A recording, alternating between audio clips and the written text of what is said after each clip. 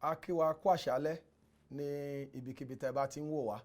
A dúpẹ́ fún àǹfààní tí Ọlọ́run tún fi fún wa láti padà pẹ̀lú yín lórí ètò tá a pè ní oore ọ̀fẹ́ fún ìyípadà, Grace for Change. Inú wa dùn, ó sì jẹ́ ìbùkún láti tún darapọ̀ mọ́ yín ní àṣálẹ́ yìí. Ọ̀sẹ̀ kejìlá nìyí tí a ti ń wà pẹ̀lú wa ní orí móhùnmáwòrán yìí. Ọ̀sẹ̀ yìí àtọ̀sẹ̀ tó ń bọ̀ ni ó jẹ́ ọ̀sẹ̀ kẹtàlá tí a bẹ̀rẹ̀ ètò yìí. Inú wa dùn lápọ̀lọpọ̀. A sì ń dúpẹ́ fún àwọn tí ètò yìí ti jẹ́ ìbùkún fún. Lágbára Ọlọ́run á tún tẹ̀síwájú. Ṣùgbọ́n nítorí pé ní àkókò ibi tí àkóríta bí tá a dé, mo fẹ́ sọ̀rọ̀ lórí àwọn nǹkan kọ̀ọ̀kan tá a ti gbé yẹ̀wò, pàtàkì jùlọ lórí ọ̀rọ̀ ìgbàlà wa àti lórí ọ̀rọ̀ ìdánilójú ìgbàlà àti lórí ọ̀rọ̀ ẹni tí Ọlọ́run retí lọ́dọ̀ wa lẹ́yìn ìgbà tá a bá ní ìgbàlà. Lẹ́ẹ̀kan sí, orúkọ tèmi ni oníwàásù Samuel Tèmítọ́pẹ́ Àkàndé láti inú ìjọ Faith Baptist Church ní Stadium Area ní Ògbómọ̀ṣọ́. Mo ń sọ fún wa tètò ìbá ti lè jẹ́ ìbùkún fún yín lọ́nà kàbó mìíràn àbẹ́ ti rí ìgbàlà nípa ètò yìí. Ẹ pè wá lórí nọ́mbà wa 0816-208-1344 0816-208-1344 tàbí WhatsApp nọ́mbà wa 0708-242-8527 0708-242-8527 WhatsApp nọ́mbà wa nìyẹn. Tàbí kẹ́ pè wá lórí Glo nọ́mbà wa 0705-530-7492 0705-530-7492. Mo gbàgbọ́ wípé ètò ti jẹ́ ìbùkún fún wa, ṣùgbọ́n àwa náà fẹ́ gbọ́ látọ̀dọ̀ yín.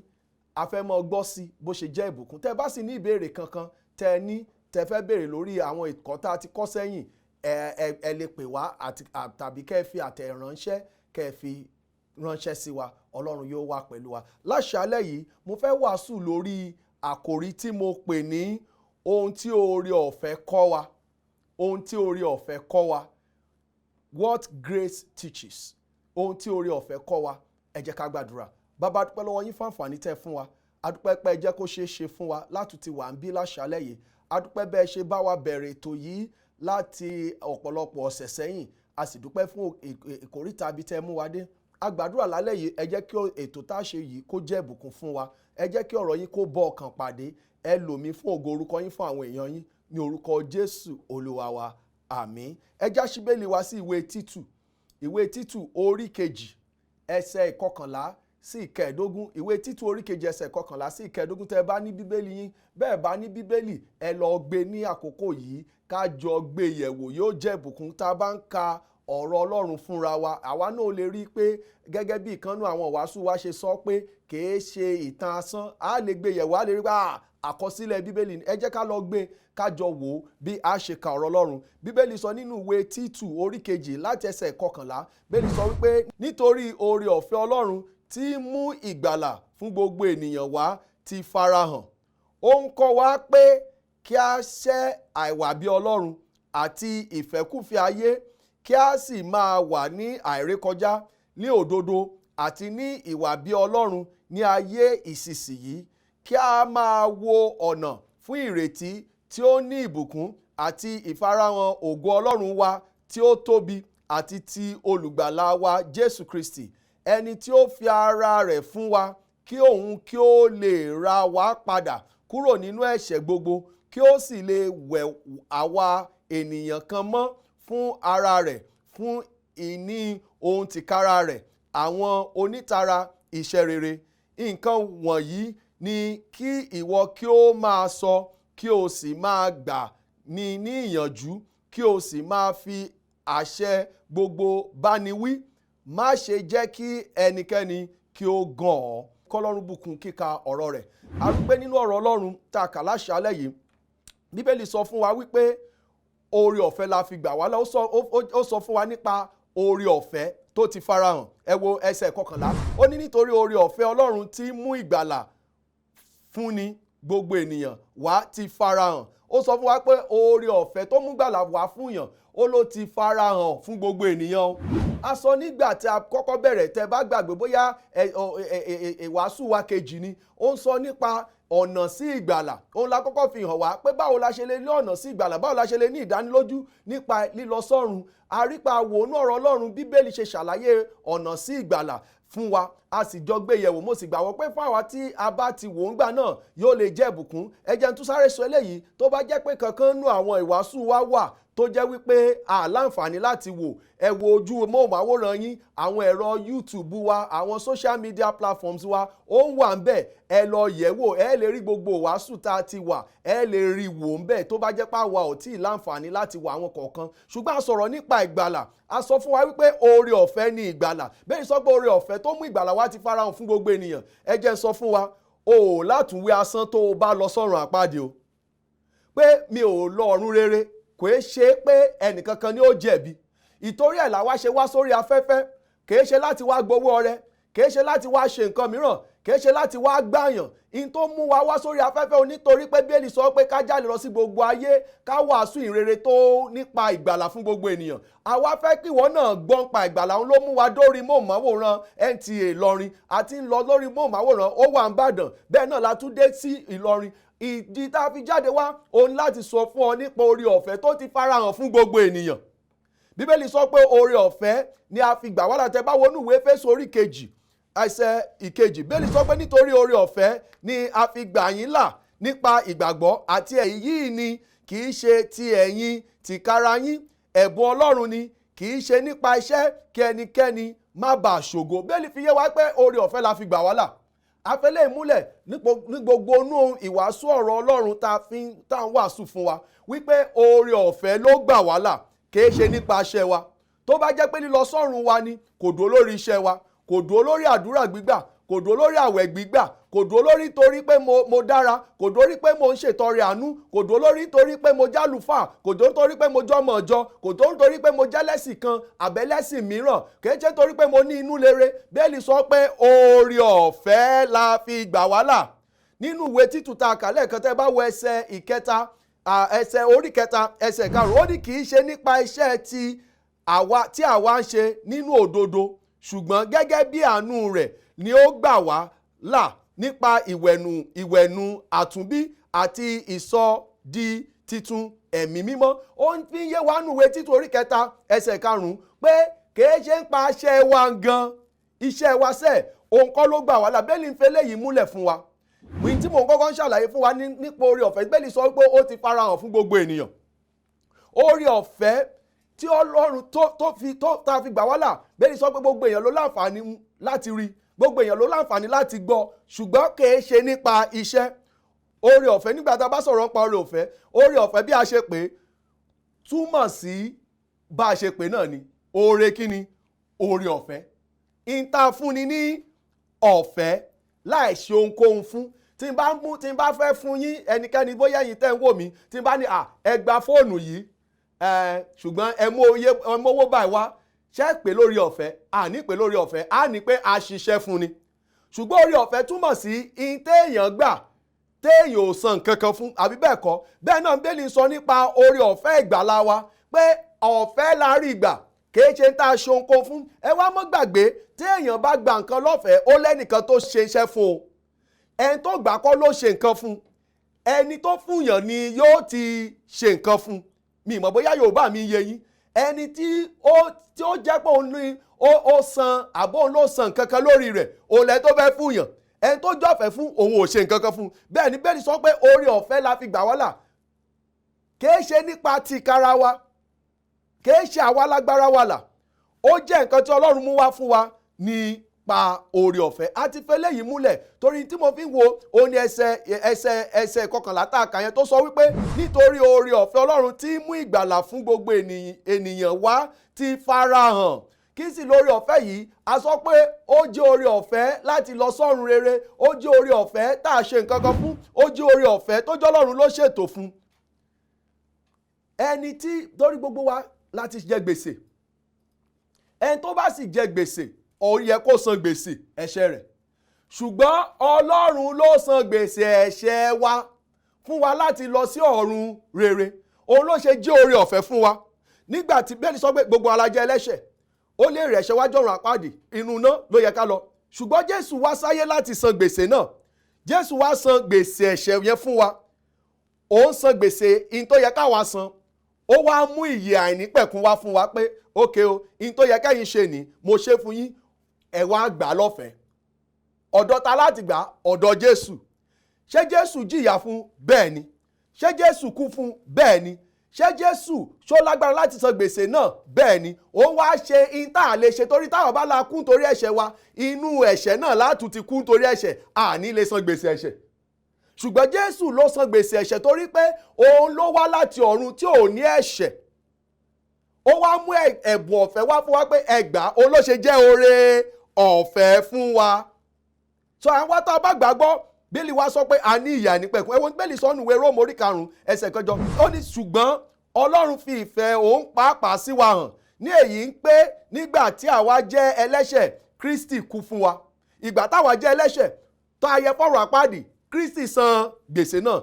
Lẹ́yìn ìgbà táwa ti dẹni ìgbàlà tí Jésù sì san gbèsè ẹ̀ṣẹ̀, Bíbélì wa sọ fún wa wípé oore ọ̀fẹ́ ó ní àwọn nǹkan tó kọ́ wa. Oore ọ̀fẹ́ tá a rí gbà, tá a sanwó fún, tá a ṣe nǹkan kan fún, tó jẹ́ pé Jésù ló ṣe fún wa. Bíbélì wa sọ wípé ó kọ́ wa láwọn nǹkan kan.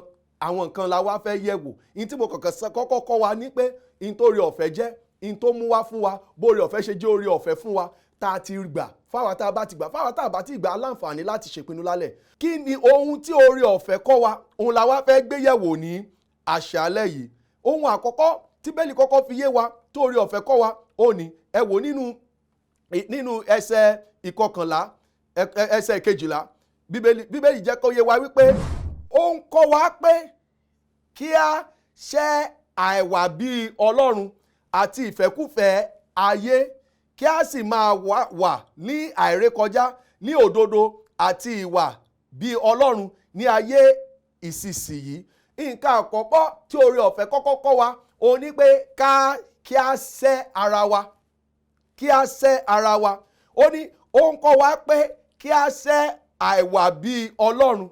Lóòótọ́ a ṣiṣẹ́ fún ìyè àìnípẹ̀kun, a ṣiṣẹ́ fún ìgbàlà wa. Jésù ló san gbèsè ẹ̀ṣẹ̀ náà. Jésù ló fún wa ní ìgbàlà lọ́fẹ̀ẹ́. Ṣùgbọ́n nígbà tá a di ẹni ìgbàlà, oore ọ̀fẹ́ ń kọ́ wa láti ṣẹ́ ara wa. Kí ni túmọ̀ ṣíṣẹ́? Ìyẹn túmọ̀ sí wípé mo mọ̀ọ́mọ̀ yàn láti sọ pé nǹkan báyìí o, tí n bá wò ó lọ́tún, tí n bá wò ó lọ́sì, máa wò pa nígbà mi mọ̀ Jésù, mo lè ṣe, ó rọrùn. Kò sí tó fi mú mi, kò fún mi ní wàhálà. Ṣùgbọ́n gbà mo mọ̀ Jésù, oore ọ̀fẹ́ kọ́ mi pé àwọn nǹkan tó jẹ́ ẹ̀ṣẹ̀ tí ò bá fi Ọlọ́run mu. Ẹ má gbàgbé, kìí ṣe pé torí pé mo ṣe ara mi ló mú mi lọ sọ́run. Ta ló mú wa lọ sọ́run? Jésù. Ta ló san gbèsè ẹ̀ṣẹ̀? Jésù. Kí lèmi ṣe? Èmi gbàgbọ́. Ṣùgbọ́n gbà mo ti dẹni ìgbàlà, Bíbélì sọ pé ó wá ń kọ́ mi pé gẹ́gẹ́ bí ẹni tó dọnu ìgbàlà, tó di ọmọ Ọlọ́run, ó yẹ kí n ṣe ara mi láti kọ̀yìn sí àwọn nǹkan tí ò bá fi Ọlọ́run mu. Mi mọ̀ bóyá tí mò ń sọ yé wa. Ó ń sọ pé ó kọ́ wa láti ṣẹ́ ara wa. Ọlọ́run ni ó fún wa ní okun láti ṣẹ́ ara wa o. Ṣùgbọ́n Ọlọ́run fẹ́ kó já wa gangan láàyàn láti sọ pé Olúwa, ìwọ tó jìyà nítorí mi, tó kú nítorí mi, ó san gbèsè ẹ̀ṣẹ̀ mi. Àṣẹ ọdún àjíǹde láìpẹ́ yìí tó a mọ̀ ní ìgbà tá a mọ̀ ní àtẹnumọ́ ìjìyà Jésù, ikú rẹ̀ àtàjíǹde rẹ̀. A rí tí Jésù ṣe fún wa. Tá a bá wo ohun tí Jésù ṣe fún wa láti ra ìyè àìnípẹ̀kun fún wa, kò yẹ kí ẹnikẹ́ni wá sọ pé nǹkan kan wà tó nira fún wa láti sọ pé mi ò ní ṣe nítorí Jésù, nítorí ẹni tó gbà mí là, nítorí ẹni tó sọ mí dọmọ. Torí Bíbélì sọ ní ìwé Jòhánù orí 1 ẹsẹ̀ 12 wípé iye àwọn tí ó bá gbàgbọ́ wọ́n di ọmọ Ọlọ́run, àní àwọn tí ó gba orúkọ rẹ̀ gbọ́. A ti di ọmọ Ọlọ́run gbà tá a gbàgbọ́. Gẹ́gẹ́ bí ọmọ Ọlọ́run, a wá wò pé mi ò fẹ́ ṣe kíní gẹ́gẹ́ bí ọmọ Ọlọ́run torí pé mo jẹ́ ọmọ Ọlọ́run. Ẹ wo ẹnìkan tiẹ̀ mọ́ ń sọ wípé ó ní pé nígbà tí òun bá lọ bá bàbá òun, tóun bá sọ pé ẹ wo mo fẹ́ ṣe nǹkan báyìí tí bàbá bá ní ò lè ṣe, tóun bá wá sọ pé ǹjẹ́ ẹ mọ̀ pé àwọn ẹbí báyìí ṣe, ẹbí tiwọn nu. Sórí bí ẹbí tèmi ó ṣe òun mo sọ fún ọ, àwọn ẹbí báyìí ká sọ pákàndé lẹ́bí ẹni náà torí mi ń jákàndé pé ẹbí kí n máa wá sọ fọmọ mi pé wo ẹbí o lè rí ẹbí báyìí tí wọ́n ṣe bẹ́ẹ̀, ṣùgbọ́n báwo ẹbí àkàndé ṣe ń gbégbé ayé wa òun mo sọ fún. Bẹ́ẹ̀ náà lọ́lọ́run fẹ́ kó rí pẹ̀lú wa gẹ́gẹ́ bí ẹni tó ti gba Jésù gẹ́gẹ́ bí olùgbàlà wa, pé ká sí ara wa ká sọ pé bí Jésù ṣe fẹ́ kí n gbé ayé mi òun ni mo fẹ́ gbé. Mi ì fẹ́ gbégbé ayé mi bí àwọn yòókù ṣe ń gbé. Mi ì fẹ́ gbégbé ayé mi bí bó ṣe wù mí mọ́. Ẹ sì mọ bó ṣe máa ń rọ̀ wá lọ́rùn láti lè ṣe àwọn nǹkan yìí. Òun ni pé nígbà bá bẹ̀rẹ̀ sí ka ọ̀rọ̀ Ọlọ́run. Ṣé rí ìwàásù ọjọ́jọ́ tọ́sídẹ̀ẹ́ kò lè fún ọ ní gbogbo nǹkan tó yẹ kó fún ọ láti mọ̀. Ìwàásù tó lọ ń gbọ́ lẹ́sìn kò lè fún gbogbo nǹkan tó yẹ kó. Ó dá láti lọ lẹ́sìn o, ó dá láti gbọ́ wàásù orí amóhùnmáwòrán táwọn o, ṣùgbọ́n láti ẹ̀ ti súnmọ́ Ọlọ́run tó bó ṣe yẹ ká ṣe, àwa náà gbọ́dọ̀ mọ gbé Bíbélì wa lójoojúmọ́ ká mọ̀ ká. Ṣe rí bẹ́ẹ̀ láti mọ ìtọ́lọ́run fẹ́ ká ṣe, bó ṣe fẹ́ ká gbégbé ayé wa, bó ṣe fẹ́ ká rìn, bó ṣe fẹ́ ká sọ, bí ó ṣe fẹ́ ká hùwà sí, ìtọ́ fẹ́ fojú wa wò, bẹ́ẹ̀ náà láàrí. Yóò wá rọ̀ wá lọ́rùn láti lè mọ sẹ́ra wa wípé mi ì gbọ́dọ̀ ṣe nǹkan báyìí. Bíbélì sọ nínú ìwé Sáàmù orí 19 ẹsẹ̀ 11, ní ọ̀rọ̀ rẹ ni mo pamọ́ ní àyà mi kí èmi kí ó má bàa ṣẹ̀ sí ọ. Ìyẹn túmọ̀ sí pé tí n bá fẹ́ sí ara mi, tí mi fẹ́ ṣe tí ò yẹ kí n ṣe, ọ̀rọ̀ Ọlọ́run gbọ́dọ̀ wà nú ọkàn mi. Bẹ́ẹ̀ bá ṣe ń kà á sí, òun lẹ́ẹ̀mọ̀ gbọ́ sí, ní ó mọ iye yín sí, bẹ́ẹ̀ náà lẹ́sìn lè ṣe ara yín. Ṣùgbọ́n Bíbélì sọ pé àkọ́kọ́ tí oore ọ̀fẹ́ mú wá fún wa, ó ní kí a ṣe ara wa. Ìyẹn túmọ̀ sí pé màá sọ pé mi ì fẹ́ ṣe. Torí kí ni? Kò bá fẹ́ bàbá mi mu. Mi ì fẹ́ ṣe. Torí kí ni? Torí pé mo jẹ́ ẹni tó ti dọmọ Ọlọ́run. Mi ì fẹ́ ṣe. Kí ló dé? Jésù jìyà fún mi jù báyìí lọ. Ẹ mọ́ gbàgbé, mo tún tẹnu mọ́ o. Kìí ṣe pé òun ló mú wa lọ sọ́run torí pà ṣe, ṣùgbọ́n à ń gbégbé ayé tá à ń gbé nítorí pà ń lọ sí ọ̀run. A sì fẹ́ gbégbé ayé tó wu bàbá wa tí ń bẹ ní ọ̀run. So oore ọ̀fẹ́ kọ́ wa pé kí a ṣe ara wa. Ohun èkejì tí oore ọ̀fẹ́ tún kọ́ wa, ó ní pé oore ọ̀fẹ́ kọ́ wa pé ká gbégbé ayé mímọ́. Ọ̀pọ̀lọpọ̀ ló máa ń yàn láti ṣe ara wọn. Ó lè ṣe ara wọn pé mi ì ní ṣe. Ṣùgbọ́n béèyàn bá ṣe ara rẹ̀ pé mi ì ṣe, tí kò tún fi nǹkan tó tọ́ rọ́pò, kò ní pẹ́ tí ó fi padà síbi tó ń lọ. Ẹni tó bá ní mi ì fẹ́ kẹ́gbẹ́kẹ́gbẹ́, ṣùgbọ́n kò darapọ̀ máwọn tó jọmọ Ọlọ́run, kò ní pẹ́ tí ó fi padà sẹ́yìn. Ẹ wo, mo tiẹ̀ ti gba Jésù gẹ́gẹ́ bí olùgbàlà mi, ṣùgbọ́n mo fẹ́ wá mọ dádúró, kò ṣeé ṣe. Tó o bá fẹ́ padà sẹ́yìn, tó o fẹ́ dúró láti gbádùn padà sẹ́yìn tí mò ń sọ, ó ní pé mo fẹ́ tẹ̀síwájú láti mọ ṣẹ́ra mi, láti gbégbé ayé mi fún. O nílò láti darapọ̀ mọ́ àwọn tó jẹ́ pé wọ́n ń ṣe bẹ́ẹ̀ tí wọ́n ń ṣe ń tó tọ́. O nílò láti jẹ́ ẹni tí ó yàn láti ṣe ń tó tọ́, yàtọ̀ fún láti tú sọ pé mo dádúró. Ó ṣeé ṣe kẹ́lòmíì ṣe ara rẹ̀, ṣùgbọ́n tí ò bá ṣọ́ra kò ní pẹ́ padà, tí ó tún padà sínú tó ti ń ṣe ara rẹ̀. Bíbélì wa sọ wípé ẹ wo ẹsẹ̀ 12 yẹn padà. Ó ní ó ń kọ́ wa pé kí a ṣẹ́ àìwà bí Ọlọ́run àti ìfẹ́kúfẹ̀ẹ́ ayé, kí a sì máa wà ní àìrékọjá ní òdodo àti ní ìwà bí Ọlọ́run ní ayé ìsinsìnyí. So oore ọ̀fẹ́ ò kọ́ wa pé ká ṣe ara wa nìkan, ó kọ́ wa wípé ká ṣe iṣẹ́ rere. Ó ní kí a sì máa wà ní àìrékọjá ní òdodo àti ní ìwà bí Ọlọ́run ní ayé ìsinsìnyí. Kìí ṣe àwọn nǹkan yẹn ló mú wa lọ sọ́run, ṣùgbọ́n gẹ́gẹ́ bí ẹni tó ti rí oore ọ̀fẹ́ Ọlọ́run gbà, Bíbélì ń jẹ́ kó yé wa pé oore ọ̀fẹ́ sọ fún wa wípé a gbúdọ̀ gbé ìgbé ayé tó mọ́ fún Ọlọ́run. Ìgbé ayé tó mọ́, òun kọ́ ló mú wa lọ sọ́run, Jésù ló mú wa lọ sọ́run. Lílọ sílé ìsìn kọ́ ló mú wa lọ sọ́run, Jésù ló mú wa lọ sọ́run. Nítorí pé mo ṣe ara mi kọ́ ló mú wa lọ sọ́run, Jésù ló mú wa lọ sọ́run. Ṣùgbọ́n gẹ́gẹ́ bí ẹni tó ń lọ sọ́run, Bíbélì sọ wípé ó dára fún mi láti gbé ìgbé ayé òdodo. Ìyẹn túmọ̀ sí pé màá yàn láti sọ wípé mo fẹ́ gbé ìgbé ayé tó mọ́. Màá yàn láti sọ pé Olúwa ràn mí lọ́wọ́, mo fẹ́ ya ara mi sọ́tọ̀ fún ògo orúkọ yín. Màá yàn láti ṣe iṣẹ́ tó dára. Màá yàn láti wò kí lọ́rọ̀ Ọlọ́run fẹ́ kí n ṣe, kí ni ìgbé ayé tọ́lọ́run fẹ́ kí n gbé, kí ni tó fẹ́ kí n mọ̀. Màá wá yàn láti fẹ́ tẹ̀lé tí ọ̀rọ̀ rẹ̀ sọ. Oore ọ̀fẹ́ kọ́ wa ní àwọn ọ̀pọ̀lọpọ̀ nǹkan, ṣùgbọ́n gbòógì tó kọ́kọ́ kọ́ wa ní pé kí a ṣẹ́ra wa. Ẹ̀kejì, kí a gbégbé ayé mímọ́. Ṣé rí ọ̀pọ̀lọpọ̀ wà lónìí tó jẹ́ wípé wọ́n sọ pé àwọn ti dọmọ Ọlọ́run, ṣùgbọ́n wọn ò fẹ́ yí padà nú ẹ̀ṣẹ̀ wọn. Lóòótọ́ Ọlọ́run ò gbèrè iṣẹ́ wa láti sọ wá dọmọ, torí òun ló san gbèsè ẹ̀ṣẹ̀ wa. Ṣùgbọ́n gẹ́gẹ́ bẹ́ ọmọ Ọlọ́run, Bíbélì sọ wípé Ọlọ́run fẹ́ ká gbégbé ayé tó mọ́, àbí kí là ń kà bẹ́ẹ̀, pé ká gbégbé ayé mímọ́ ní ayé ìsinsìnyí. Kò sọ pé láyé tó ń bọ̀ o, gbogbo wa láti mọ̀ pé tá a bá dọ̀run kò sẹ́ṣẹ̀ ń bẹ̀. ṣùgbọ́n láyé tá a wà yìí Ọlọ́run fẹ́ ká gbé ìgbé ayé tó mọ́ tó yàtọ̀ tó fi ògo fún orúkọ rẹ̀. Ẹ̀wọ̀n Bíbélì sọ nínú ìwé Hébérù orí 12 ẹsẹ̀ 6 sí 8. Bíbélì sọ wípé nítorí pé ẹni tí Olúwa fẹ́ òní bá wí, a sì máa na olúkúlùkù ọmọ tí ó gbà. Ẹ máa mú sùúrù lábẹ́ ìbáwí. Ọlọ́run ń bá yín lóbi ọmọ ni, nítorí pé ọmọ wo ní ń bẹ tí bàbá kì í bá wí. Ṣùgbọ́n bí ẹ̀yin bá wà ní àìsí ìbáwí nínú èyí tí gbogbo ènìyàn jẹ́ alábàápín, ǹjẹ́ ọmọ àlè ni yín, ẹ kì í ṣe ọmọ. Ìyẹn túmọ̀ sí pé lóòótọ́ ń gbà tí Ọlọ́run gbà wá gẹ́gẹ́ bí ọmọ, ó fẹ́ ká gbégbé ayé òdodo fún ògo orúkọ rẹ̀. Bá a bá gbégbé ayé òdodo, nǹkan kan ó wà, ìbáwí ó wà. Ìbáwí yóò wà. Bíbélì sọ fún wa nínú ìwé Hébérù nù orí 12 ẹsẹ̀ 6 sí 8. Ìbáwí ó wà. Tí a bá wà láì ní ìbáwí, Bíbélì sọ wípé bóyá àìṣọmọ.